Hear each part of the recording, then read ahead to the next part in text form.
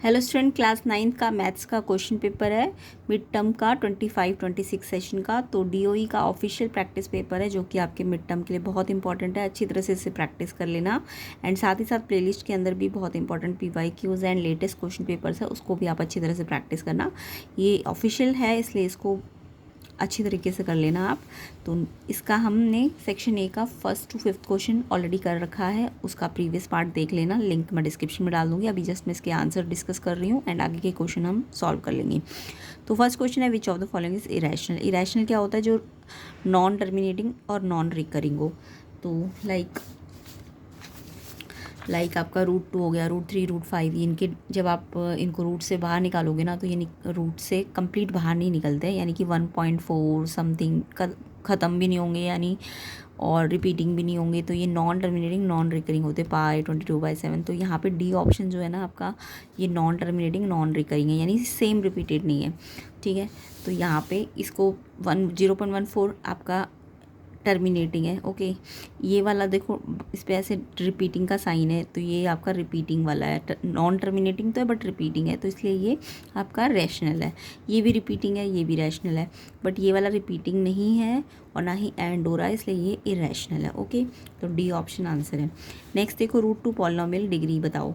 तो root 2 polynomial की degree, जब भी किसी कांस्टेंट पॉलिनोमियल की डिग्री पूछी जाए तो उसका मतलब एक्स की पावर कितनी है उसमें मैक्सिमम। तो उसमें एक्स की पावर शो तो नहीं हो रही है, बट आपको पता है एक्स की पावर 0 रही होगी तभी तो वो शो नहीं हुई होगी, क्योंकि एक्स की पावर 0 1 होता है। तो यानी कि कोई भी अगर कांस्टेंट पॉलिनोमियल है तो उसमें एक्स की पावर कितनी होती है? 0 होती है। तो यानी उसकी डिग्री आपकी 0 होती है। तो जब भी कांस्टेंट पॉलिनोमियल पूछे 5, 7, रूट 2, रूट 5, इनकी डिग्री आपकी 0 होती है। बी ऑप्शन आंसर है। नेक्स्ट क्वेश्चन देखिए, साइन एब्सिसा ऑर्डिनेट आपको सेकंड क्वाड्रेंट का पूछा है। तो सेकंड क्वाड्रेंट तो बहुत ही सिंपल है, फर्स्ट में प्लस प्लस होता है, सेकंड में माइनस प्लस होता है, third minus minus, fourth plus minus. तो सेकंड वाला एक्स माइनस होता है, वाई प्लस होता है। एब्सिसा मतलब एक्स माइनस और ऑर्डिनेट मतलब वाई प्लस। तो सी ऑप्शन आंसर है। क्वेश्चन नंबर 4 देखिए, after rationalise the denominator of 7/3 root 3 minus 2 root 2, denominator क्या मिलेगा? तो यहाँ पे डिनोमिनेटर में आपको वैसे तो जस्ट डिनोमिनेटर को ही सॉल्व करना था, बट मैंने पूरा प्रॉपर सॉल्व कर दिया है। तो जब भी आपको रेशनलाइज करना हो तो जो नीचे रूट के बीच में साइन होता है ना, माइनस का है तो यहाँ पे प्लस का साइन लग जाता है, सेम ये आ जाता है, बस साइन बदलना। यहाँ माइनस है तो प्लस आ जाएगा। फिर नीचे ना आइडेंटिटी बन जाएगी a minus B a plus B की, जो कि होती है a² माइनस b²। तो आपको जस्ट नीचे वाला ही सॉल्व करना था, बट मैंने प्रॉपर कर दिया। 7 को इस पूरे से मल्टीप्लाई करके इसको तो एज इट इज़ रखना, इसको सॉल्व कर देना। तो 3 रूट 3 का स्क्वायर मतलब 3 रूट 3 को 3 रूट 3 से मल्टीप्लाई करना है। इट मीन्स 3 को पहले नंबर को नंबर से मल्टीप्लाई करो, रूट को रूट से। तो 3 3 ज़ा 9 और रूट 3 3 होता है। रूट थ्री जब 2 बार हो तो रूट हट जाता है। तो ये हो गया 9 × 3। सेम ऐसे 2 का स्क्वायर मतलब 4 हो जाएगा और रूट 2 का स्क्वायर मतलब 2 हो जाएगा। और 4 2 ज़ा 8, इसमें से इसको माइनस करो 19। तो ऑप्शन ये डिनोमिनेटर पूछा है ना, तो बी ऑप्शन इसका आंसर है 19। तो 19 करेक्ट आंसर है। नेक्स्ट क्वेश्चन है, डिग्री ऑफ जीरो पॉलिनोमियल। तो जीरो पॉलिनोमियल का मतलब, अगर कोई भी जीरो पॉलिनोमियल है तो उसकी डिग्री ना नॉट डिफाइंड होती है, बट अगर नॉन जीरो पॉलिनोमियल है, लाइक कांस्टेंट अभी थोड़ी देर पहले मैंने बताया था, तो उसकी डिग्री आपकी 0 होती है। लाइक 5, 2, रूट 2, इनकी डिग्री पूछे तो ये 0 होती है, बट अगर जीरो पॉलिनोमियल की डिग्री पूछे तो वो नॉट डिफाइंड होती है। तो 0 की बोलिए तो not defined, D option answer है। ठीक है, नेक्स्ट क्वेश्चन नंबर 6 देखिए, in a frequency distribution mid value दी है क्लास की 10 और विड्थ भी दी है 6 से, लोअर लिमिट निकालनी है। तो यहाँ पे मिड वैल्यू का मतलब क्लास मार्क से है, क्लास मार्क 10 है और विड्थ आपको 6 दी है। तो क्लास मार्क का फॉर्मूला लगा दो, lower limit plus upper limit divide by 2। अब क्योंकि लोअर लिमिट निकालनी है तो इसको तो ऐसे ही रखो। अपर लिमिट क्या होती है? अपर लिमिट और लोअर लिमिट का जो गैप है वो आपको 6 दिया है। विड्थ का मतलब समझ गए, इनका गैप। तो अपर लिमिट बड़ी होती है ना, तो अपर लिमिट लोअर लिमिट से कितनी ज़्यादा है? 6 ज़्यादा है, क्योंकि गैप 6 का है। तो आप अपर को लोअर प्लस 6 लिख सकते हो अपॉन में 2। या फिर अगर अपर निकालनी होती तो अपर को ऐसे ही रहने देना। लोअर अपर से कितनी होती है? 6 कम होती है ना, जो भी क्लास साइज़ है या विड्थ है, लोअर वाली उससे उतनी कम होगी, अपर वाली उससे उतनी ज़्यादा होगी। ठीक है, अब एल के लिए इक्वेशन सॉल्व कर लो। एल और एल 2l प्लस 6/2, ये दिया हुआ था आपको क्लास मार्क 10। क्रॉस मल्टीप्लाई करो, 10 2 ज़ा 20, इसको इससे मल्टीप्लाई करो तो ये एज इट इज़। एल के लिए सॉल्व करना है तो 2l यहीं रहेगा, प्लस 6 वहाँ जाके माइनस हो गया, 14 आ गया, और L निकालना है तो 2 से डिवाइड करो, 7, ऑप्शन बी आंसर है। ठीक है, तो इसका आंसर आपका 7 आ जाएगा। इसको करने का एक और तरीका है हमारे पास, डायरेक्ट फॉर्मूला याद कर लो अगर इक्वेशन सॉल्व करनी नहीं आ रही है। लोअर लिमिट निकालने का फॉर्मूला होता है क्लास मार्क में से माइनस कर दो half of width. Class mark आपको 10 दिया हुआ है, हाफ विड्थ कितनी दी थी 6, पहले इसको मल्टीप्लाई करो, कैंसिल हो जाएगा, 2 3 ज़ा एंड 10 - 3 7। सेम ऐसी अपर लिमिट निकालनी है तो क्लास मार्क में से हाफ ऑफ विड्थ को प्लस कर देना, तो अपर लिमिट भी निकल जाएगी। तो यहाँ पे ये निकालना है, ऑप्शन बी आंसर है। नेक्स्ट क्वेश्चन सिंपल सा है, एक लाइन दी हुई है, इसमें 3 एंगल दिए 40 4x 3x, इसमें x निकालना है आपको। तो यहाँ पे लाइन की प्रॉपर्टी लगा दो, लाइन का एंगल सम क्या होता है, इन तीनों का सम 180 होगा, 40 4x 3x 180। अब x जोड़ दो 7x, 40 यहाँ प्लस है वहाँ जाके माइनस हो गया, 140 आ गया, और फिर 7x है तो 7 मल्टीप्लाई से डिवाइड हो जाएगा, तो 20 आंसर है, ऑप्शन ए। तो इसका आंसर 20 डिग्री ऑप्शन ए है। नेक्स्ट क्वेश्चन है, क्लास मार्क दिया हुआ है 130 150, सॉरी क्लास मार्क निकालनी है आपको, क्लास दी हुई है। तो यहाँ पे क्लास मार्क का डायरेक्ट फॉर्मूला भी बताया था मैंने, लोअर अपर को ऐड करो, 2 से डिवाइड करो, लोअर मतलब जो पहले होती है और अपर मतलब जो बाद में होती है। ऐड किया, 2 से डिवाइड किया, ऐड करके 280, 2 से डिवाइड करेंगे 140, ऑप्शन सी आंसर है। ठीक है, नेक्स्ट क्वेश्चन देखिए, पॉलिनोमियल की वैल्यू फाइंड करनी है x - 1 पे। तो ये आपको पॉलिनोमियल px दिया हुआ है और आपको x की जगह -1 रखना है, यानी p - 1 निकालना है। तो जहाँ जहाँ x दिखेगा वहाँ पे -1 पुट कर देना। 5x से मल्टीप्लाई हो रहा है, यानी 5 ब्रैकेट में लिख दो -1, -4 x की जगह -1, स्क्वायर भी है, प्लस का 3, 5 1 = 5, मल्टीप्लाई में एक माइनस लगेगा, पहले पावर को खोलो, -1 का स्क्वायर मतलब -1 को 2 बार मल्टीप्लाई करना है, 1 1 = 1, और मल्टीप्लाई में 2 माइनस होते हैं तो प्लस का साइन, तो इसकी पावर 2 खोली तो +1 आया, बट बाहर -4 से मल्टीप्लाई भी करना है तो 4 आएगा, एंड क्योंकि इसमें भी एक माइनस का साइन है तो इसलिए माइनस लग जाएगा, एंड प्लस का 3, 2 माइनस माइनस होते तो प्लस करते हैं, साइन माइनस का लगाते हैं, और फिर प्लस एक माइनस एक प्लस करने के लिए माइनस कर दो तो साइन बड़े का लगा देते हैं, ऑप्शन ए आंसर, -6 आ जाएगा इसका। नेक्स्ट क्वेश्चन देखिए, the angle of triangle are in the ratio 537, triangle कैसा है। तो यहाँ पे जब भी 3 एंगल्स का रेशो दिया होता है 537, तो आप एक को 5x मान लो, एक को 3x मान लो, एक को 7x मान लो, और आपको पता है एंगल ए बी सी का एंगल सम 180 होता है ट्राइंगल में। 537 सारे x वाले हैं तो जुड़ जाएंगे, 15 हो गया, 8 7 15x। x निकालना है तो 15 से डिवाइड कर दो, डिवाइड करके ये 12 आएगा, तो x की वैल्यू 12 आ गई। अब आपको ट्राइंगल का टाइप पूछा है इसलिए सारे एंगल निकालने पड़ेंगे, 5x 3x 7x। तो पहले एंगल ए 5x है तो x कितना आया 12, तो 5 को 12 से मल्टीप्लाई करो। सेम ऐसी एंगल बी 3 × 12 36 हो जाएगा। सी आपका 7x है तो 7 × 12 84 हो जाएगा। अब देखो ये सारे एंगल 90 से छोटे हैं ना, तो अगर सारे एंगल 90 से छोटे हैं तो ये एक एक्यूट एंगल ट्राइंगल है। अगर कोई भी एक एंगल 90 होता, अगर कोई भी एक एंगल 90 होता तो राइट ट्राइंगल होता, अगर कोई भी एक एंगल 90 से बड़ा होता तो ऑब्ट्यूज होता, अगर 2 एंगल बराबर होते तो आइसोसेलेस होता, बट सारे एंगल 90 से छोटे हैं इसलिए एक्यूट है, option A. Next question, linear equation 2 variable में इस फॉर्म में कब होगी।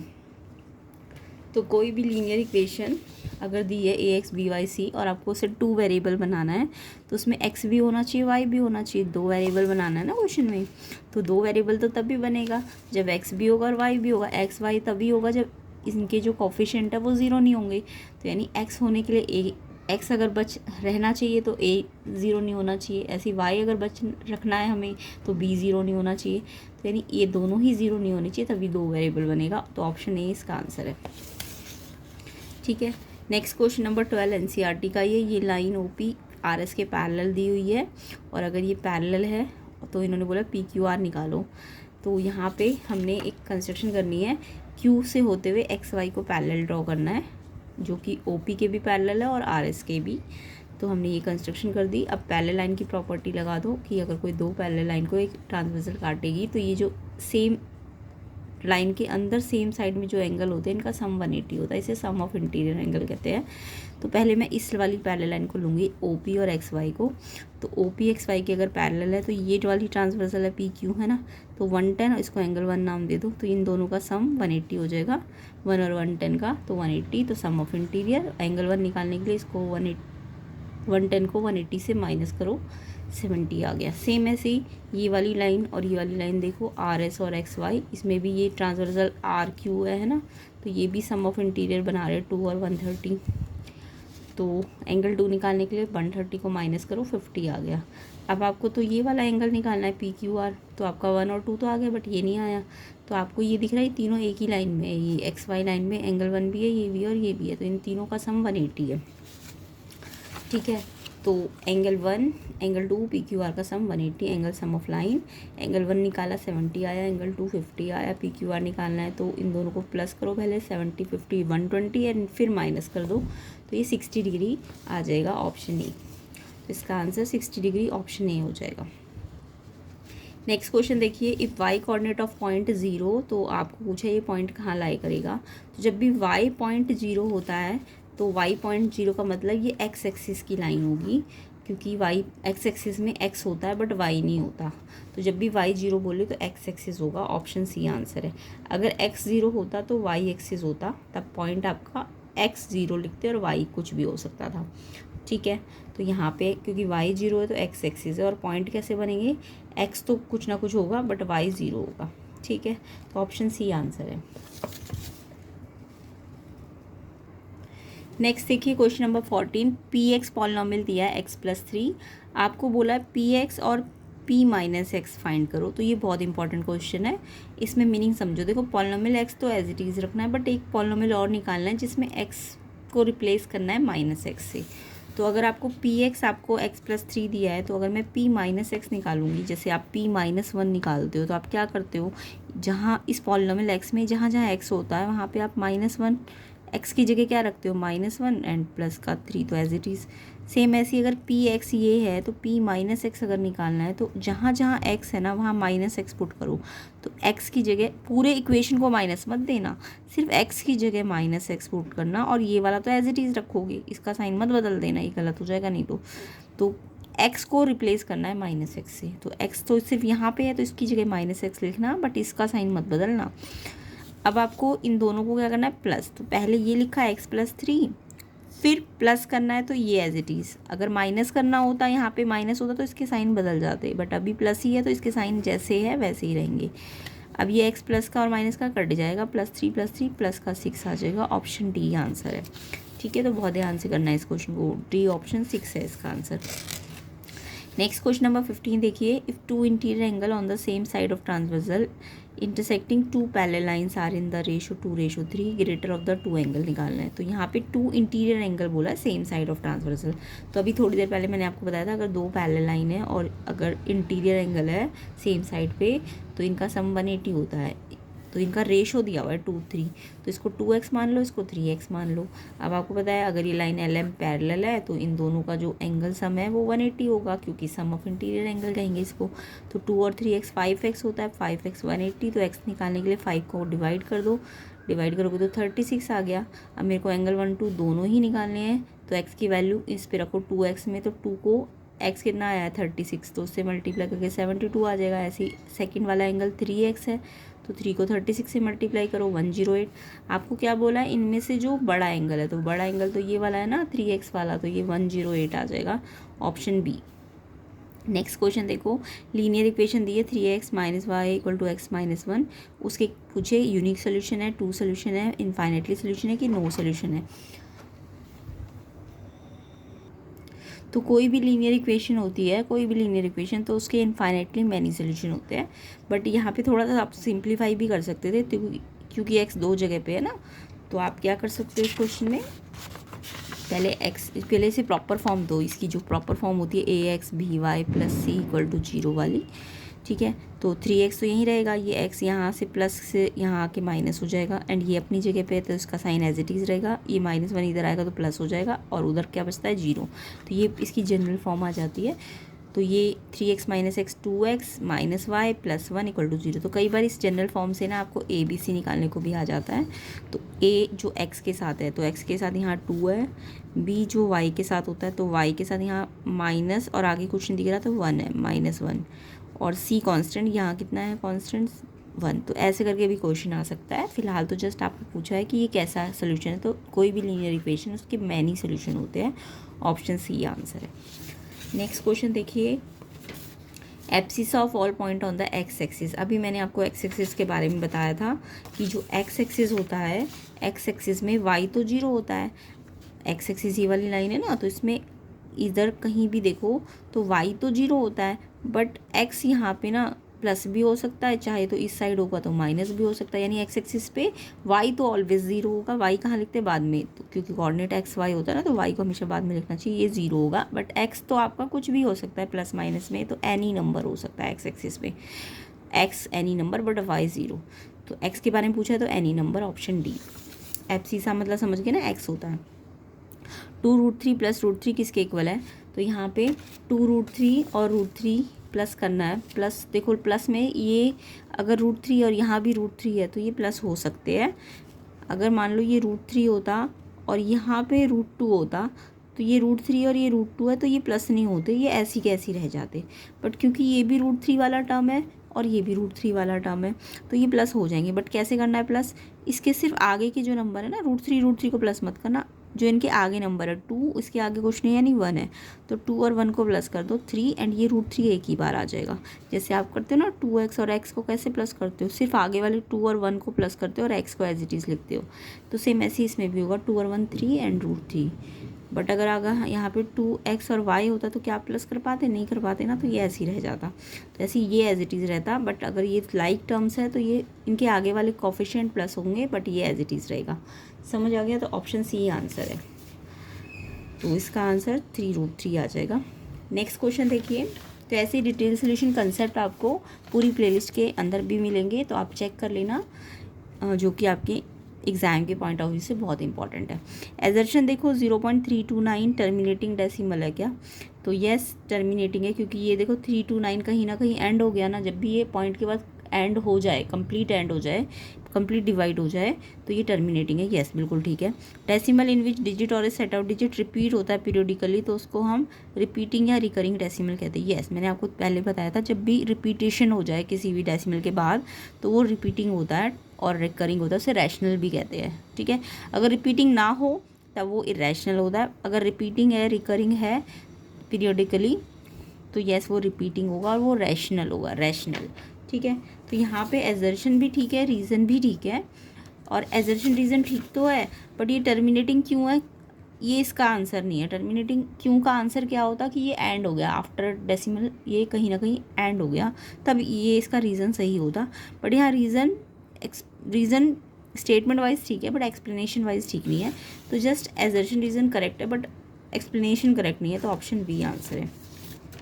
एजर्शन रीज़न करेक्ट तो है, ट्रू तो है, बट रीज़न एक्सप्लेन नहीं कर रहा। ठीक है, तो बी ऑप्शन आंसर है। नेक्स्ट क्वेश्चन देखिए 20, एजर्शन है there are infinite number of line which passes through 3,2। एक पॉइंट से बहुत सारी लाइन पास हो सकती है। यस बिल्कुल ट्रू है। अगर कोई एक पॉइंट 3,2 है तो एक पॉइंट से देखो इधर से भी लाइन जाएगी, इधर से भी लाइन जाएगी, इधर से भी, तो एक पॉइंट से तो इनफाइनाइट लाइन जाती है ना। और जैसे कि मैंने इस 3,2 पॉइंट से इक्वेशन ऑफ लाइन बनानी है, तो मैं क्या करूँगी, मान लो मैं 2x प्लस y वाली लाइन बनाना चाहती हूँ, तो 2x की जगह 3 है ना, तो 2 3 6 प्लस 2, y कितना है 2, तो ये 7 आ जाएगा। अगर मैं यहाँ 2x माइनस वाई बनाती तो कितना आता है, 2 3 6 माइनस का कितना, y कितना है 2, तो 6 माइनस 2 तब कितना हो जाता है 4। तो ऐसे करके ये बहुत सारे इक्वेशंस बना सकती है। तो एक पॉइंट से इनफाइनाइट लाइन बन सकती है, इनफाइनाइट इक्वेशंस आ सकती है। तो एजर्शन बिल्कुल ठीक है कि एक पॉइंट से बहुत सारे नंबर ऑफ लाइन बन सकते हैं और उनकी इक्वेशंस भी अलग अलग होंगी, है ना। नेक्स्ट है रीज़न, एक लीनियर इक्वेशन 2 वेरिएबल के इनफाइनाइटली सोल्यूशन होते हैं। यस एक लीनियर इक्वेशन 2 वेरिएबल के बहुत सारे सोल्यूशन हो सकते हैं। रीज़न भी बिल्कुल करेक्ट है, बट ये रीज़न एक लीनियर इक्वेशन के इनफाइनाइटली सोल्यूशन होते हैं। एक इक्वेशन के बहुत सारे सोल्यूशन होते हैं, एक लाइन पे बहुत सारे पॉइंट होते हैं। तो ये इसको एक्सप्लेन तो नहीं कर रहा है, रीज़न वाइज ठीक है बट एक्सप्लेनेशन वाइज ठीक नहीं है इसका भी। तो ऑप्शन बी होना चाहिए, आई होप आंसर। तो इस तरीके से ये क्वेश्चन हो जाएगा, इसका भी ऑप्शन बी ही आना चाहिए। नेक्स्ट देखिए सेक्शन बी, इंसर्ट करना एक रेशनल नंबर और इरेशनल नंबर बिटवीन 2 और 3। तो यहाँ पे जब भी हमको रैशनल भी इंसर्ट करना हो और इरेशनल भी, तो कैसे करते हैं ध्यान से देखेंगे। तो देखो 2 और 3 के बीच में रैशनल करना तो बहुत आसान है, तो आपके एनसीईआरटी में भी था कि 2 के अपॉन में क्या है 1 है और 3 के अपॉन में भी कितना है 1 है। अब आपको कितने रैशनल डालने, एक ही रैशनल डालना है। तो जब एक ही रैशनल डालना है तो आप 2 से ऊपर नीचे मल्टीप्लाई कर दो दोनों को। अगर 2 रैशनल नंबर डालने होते तो आप यहाँ 3 से मल्टीप्लाई कर देते, ठीक है। मतलब ज़रूरी नहीं 2 से मल्टीप्लाई ही करना है, आपको 3 से भी कर सकते हो, 4 से भी कर सकते हो, बट मिनिमम एक चाहिए तो 2 से तो मल्टीप्लाई करना पड़ेगा। ऐसी 2 चाहिए तो 3 से मल्टीप्लाई करना पड़ेगा, 4 चाहिए तो 5 से मल्टीप्लाई करना पड़ेगा ऊपर नीचे। तो ये आ जाएगा 2 2 जा 4 और नीचे कितना आ गया 2। ऐसे 3 2 जा 6, 2 1 जा 2 और 4/2 और 6/2 के बीच में कौन सा नंबर आ जाएगा 5/2। 4 और 6 के बीच में क्या आता है 5 और अपॉन में 2। तो ये रैशनल नंबर आ गया। इसको ईजीली करने का तरीका एक ये भी, जब एक ही निकालना हो तो आप इस फॉर्मूले से भी निकाल सकते थे, a + b/2। तो ए और बी, ए क्या है 2 और बी क्या है 3, इनको जोड़ो और 2 से डिवाइड कर दो, तो ये ऐसे भी आ जाएगा। जब एक ही निकालना हो तो आप डायरेक्ट ये फॉर्मूला लगा लिया करो, या फिर ये जो तरीका है। बट अगर इरेशनल बोला है तो 2 से 3 के बीच में इरेशनल बोला है तो 2 और 3 के बीच में 2 पॉइंट क्या लिख सकते हो 1। अब इरेशनल बनाना है तो कुछ ऐसा बनाना कि वो नॉन रिपीटिंग हो। तो 1 के बाद 1 जीरो लगाई, फिर 1 के बाद 2 जीरो लगाई, 1 के बाद 3 जीरो, तो इस टाइप का नॉन रिपीटिंग बना दो और डैश डैश डैश कर दो। या फिर आप 2.05 एक लो, फिर 005, फिर 005, या फिर 2.3 तक बनाना है ना, तो 2.7 7 1 1 1 1 7 1 1 तो ऐसे करके इरेशनल बना के दिखा दो। तो मैंने 3 बना दिया, आप एक ही बना देना। या फिर एक डायरेक्ट मेथड भी होता है, कई बार ऑप्शन में ना ये वाला ही ना दे के ऐसा वाला कुछ दे देंगे। तो ये जैसे ये वाला फॉर्मूला से निकलता है ना, एक a + b/2, वैसे ये निकलता है √ab। ए क्या था आपका 2, बी क्या था 3, तो 6 और इसका रूट निकाल दो, तो √6 तो एज इट इज़ रहेगा, तो ये इरेशनल आ जाएगा। क्लियर। तो इस तरीके से ये क्वेश्चन हो जाएगा। इसके बाद इसमें है इंसर्ट करना है 2 रैशनल नंबर बिटवीन 0.1 और 0.11। तो यहाँ पे 0.1 और 0.11 के बीच में रैशनल इंसर्ट करने हैं। तो यहाँ पे भी आप ऐसे करो, 0.1 का डेसिमल हटाओ तो 1 के बाद डेसिमल है ना, तो 10 नीचे आ गए। यहाँ 2 के बाद डेसिमल है तो 11 लिख के 2 जीरो आ जाएंगी। अब मैंने आपको क्या ट्रिक सिखाई है कि पहले तो इनके डिनोमिनेटर सेम करो। उसमें तो क्या था 2 और 3 में ऑलरेडी डिनोमिनेटर 1 दोनों के सेम थे, तो हमने डायरेक्ट मल्टीप्लाई कर दिया था। बट यहाँ पे डिनोमिनेटर 10 है, यहाँ 100 है, तो पहले डिनोमिनेटर सेम करने के लिए 10 है और ये 100 है, तो इसको भी 100 बनाना है तो 10 से ऊपर नीचे मल्टीप्लाई करना पड़ेगा। तो 10 वन ज़ा 10 अपॉन 100। अब ये बन गया 10/100 और ये 100 ही है तो इसको 1 से करना पड़ेगा, तो 11/100। अब मुझे 2 नंबर चाहिए तो ऊपर नीचे 3 से मल्टीप्लाई कर दो, है ना। 4 से भी कर सकते हो बट मिनिमम 3 से करना पड़ेगा। इसको पहले डिनोमिनेटर सेम करने हैं, देन फिर बाद में मल्टीप्लाई करना। 10 3 ज़ा 30, 100 3 ज़ा 300, 11 3 ज़ा 33, 100 3 ज़ा 300। अब 30 और 33 के बीच में क्या क्या आता है 31 32 और अपॉन में क्या आ जाएगा 300। ओके। तो इस तरीके से आप 2 या 3 4 जितने मर्जी इंसर्ट कर सकते हो। नेक्स्ट क्वेश्चन है एंगल ऑफ ट्राइंगल का रेशो 2 3 4 है, एंगल्स निकालना है। अभी थोड़ी देर पहले मैंने बताया था कि जब भी ट्राइंगल का रेशो दिया हो तो आपको क्या करना है, आपको इनका जो एंगल सम होता है ट्राइंगल का 180 लेना है। फिर इनका रेशो दिया 2 3 4, तो इनके पीछे x लगा देना, 2x 3x 4x, इनका सम 180 होता है। 2 3 5 4 9x = 180, तो x निकालना है तो 9 मल्टीप्लाई से डिवाइड हो जाएगा। फिर x आ गया 20, x कितना आ गया 20, और फिर x की वैल्यू इन सब में रख दो, तो 2 × 20 तो 40 आ गया। 3x है तो 3 × 20 60 आ जाएगा। 4 × x है तो 4 × 20 80, तो ये तीनों एंगल आ जाएंगे। नेक्स्ट क्वेश्चन देखिए, find the value of polynomial when x = 3। तो ये भी बहुत ही सिंपल क्वेश्चन है। px पॉलिनोमियल गिवन था आपको और x3 पे निकालना था। तो जहाँ जहाँ x है ना वहाँ 3 पुट करना है। तो पहले तो ये 3 एज इट इज़, फिर x की जगह 3 रखना है, इस पर क्यूब है। फिर -4 एज इट इज़, x की जगह 3 रखो, उस पर स्क्वायर है। फिर +7 एज इट इज़, x की जगह 3, ये मल्टीप्लाई हो रहा है आपस में, तो ये मल्टीप्लाई के लिए ब्रैकेट लगा दी। -5 अब पहले पावर खोलो, 3 का पावर 3 का मतलब 3 3 3 3 बार मल्टीप्लाई करना पड़ेगा। 3 3 जा 9 मत करना, 3 बार मल्टीप्लाई करना है। 3 3 या 9 3 या 27, और फिर 27 को 3 से, इस 3 से भी मल्टीप्लाई करना है। 3 का स्क्वायर मतलब 3 को 3 से मल्टीप्लाई 2 बार, 9 और फिर 4 से मल्टीप्लाई करना है। पहले पावर खोलना, बाद में मल्टीप्लाई। 7 3 जा 21 माइनस का 5, इसको इससे मल्टीप्लाई किया 81, पहले मल्टीप्लाई करते हैं। 49 जा 36, ये ऐसे ही। प्लस का 21 माइनस का 5। अब प्लस के ये और ये है ना, दोनों प्लस के हैं, तो पहले प्लस वाले प्लस कर लो। 81 और 21 कितने होते हैं? 102। एंड माइनस माइनस भी प्लस कर लो। 36 और 5 कितने होते हैं? 41। साइन लेकिन माइनस का लगाते हैं, फिर एक प्लस माइनस आ जाए तो माइनस करते हैं। साइन बड़े नंबर का, बड़ा क्या है? प्लस का, तो 61 आंसर है इसका। नेक्स्ट क्वेश्चन देखिए, सिंप्लीफाई करना है। √45 माइनस 3 √20 प्लस 4 √5। तो यहाँ पे मेरे को रूट में बहुत बड़े बड़े नंबर दिए हुए हैं, तो हमें थोड़े से सिंप्लीफाई करना पड़ेगा रूट को। कैसे सिंप्लीफाई करोगे? जब भी रूट के अंदर नंबर बड़े बड़े हो तो आप इनके ना प्राइम फैक्टर कर लिया करो। जैसे 45 का प्राइम फैक्टर करो तो ये 5 है लास्ट में, तो 5 से चला जाएगा, फिर ये 9 3 पे चला जाएगा, फिर ये 3 पे चला जाएगा। तो इसके प्राइम फैक्टर किए तो 2 बार 3 आएगा, एक 5 आएगा। सेम ऐसे 20 के प्राइम फैक्टर करना, 2 2 जा 4 5 जा 20। ये 3 बाहर भी था तो इसको भी लिखना है। ये ध्यान रखना, ये इसके अंदर नहीं है, इसके अंदर होता तो उसका मीनिंग अलग होता है, ये बाहर है, ठीक है। ये तो ऑलरेडी सिंपल है तो इसको तो ऐसे ही रहने दो।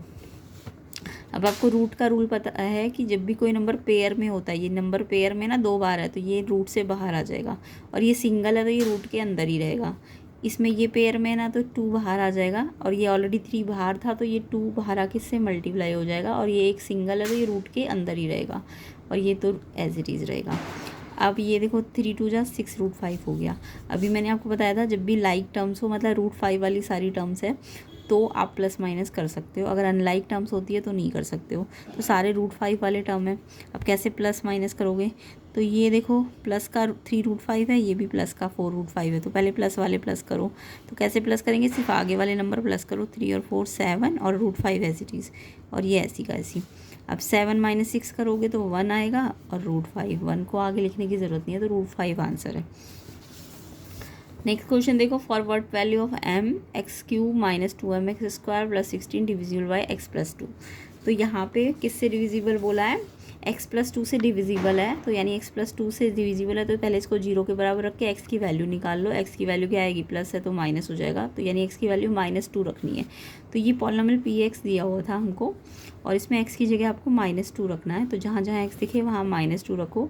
-2³ है, फिर -2m as it is, x की जगह -2² प्लस का 16। अब क्योंकि ये डिविजिबल है x की वैल्यू -2 रखने पे, तो यानी ये रिमाइंडर 0 देगा, ठीक है। तो इसको 0 के बराबर रख दो तो m निकल जाएगा। अब ये -2 का 3 मतलब -2 मल्टीप्लाई -2 3 बार मल्टीप्लाई करो। 2 2 जा 4 2 जा 8, और मल्टीप्लाई के रूल में 3 बार माइनस है तो माइनस लग जाएगा, तो ये -8 आ जाएगा। फिर पावर 2 को खोलो, -2 का स्क्वायर मतलब 2 बार -2, तो 4, 2 माइनस है तो प्लस का 4, एंड 2m से मल्टीप्लाई भी करना है, प्लस का 16, 2 4 जा 8m। अब ये प्लस का 8 -8m, ये प्लस का 8 इसलिए आया क्योंकि एक -8 था, एक +16 था, तो माइनस प्लस माइनस किया, साइन बड़े का लगाया, बड़ा ये था। अब ये 8m वाला टर्म तो यहीं रखो, माइनस में है, और ये प्लस का 8 उधर जाएगा तो -8 हो जाएगा। फिर माइनस से माइनस आप यहाँ भी काट सकते हो। m निकालना है तो 8 मल्टीप्लाई से डिवाइड में आ गया, और फिर 8 से 8 कट के 1 आ जाएगा m, तो m की वैल्यू 1 आ जाएगी आंसर में। नेक्स्ट इसका सेक्शन सी है, उसको हम नेक्स्ट पार्ट में कवर करेंगे, सेक्शन सी डी ई को। तो जिसके लिए आपको वीडियो को ज़्यादा से ज़्यादा शेयर करना है, ज़्यादा से ज़्यादा लाइक करना है। चैनल में नहीं हो तो चैनल को सब्सक्राइब ज़रूर करना। इम्पॉर्टेंट है आपके फाइनल जो भी आप मिड टर्म एग्ज़ाम की प्रिपरेशन कर रहे हो, तो ऑफिशियल है क्योंकि, तो इम्पॉर्टेंट है बहुत ज़्यादा, तो इसे अच्छी तरह से प्रैक्टिस कर लेना। इसके नेक्स्ट पार्ट में हम जल्दी सेक्शन सी और डी को कवर कर लेंगे। तो वीडियो को ज़्यादा से ज़्यादा शेयर कर दो, एंड प्लेलिस्ट को ज़रूर चेक कर लेना। इसका जो नेक्स्ट पार्ट बनेगा उसका लिंक भी मैं डिस्क्रिप्शन में डाल दूँगी, एंड इसका प्रीवियस पार्ट जो बना हुआ है उसका लिंक भी आपको डिस्क्रिप्शन में मिल जाएगा। तो अच्छी तरह से इस क्वेश्चन पेपर को प्रैक्टिस कर लेना, तो आपके फाइनल एग्ज़ाम में एटलीस्ट 50-60% तो इसी में से आना है। तो आप अच्छी तरह से प्रैक्टिस कर लो। और इसके अलावा प्लेलिस्ट को ज़रूर प्रैक्टिस कर लेना ताकि आपके फुल रिवीजन हो सके। तो प्लेलिस्ट के अंदर 4 to 5 क्वेश्चन पेपर भी अगर आप अच्छी तरह से प्रैक्टिस कर लेते हैं तो आपके मार्क्स बहुत अच्छे आ जाएंगे। तो आई होप सारे बच्चे कर लेंगे। तो प्लेलिस्ट का लिंक भी डिस्क्रिप्शन में, इसका जो नेक्स्ट पार्ट होगा उसका लिंक भी मैं डिस्क्रिप्शन में डालूंगी। तो सारे बच्चे अच्छी तरह से प्रैक्टिस करो, सिर्फ देखना नहीं है, अपने आप ही से प्रैक्टिस भी करना है।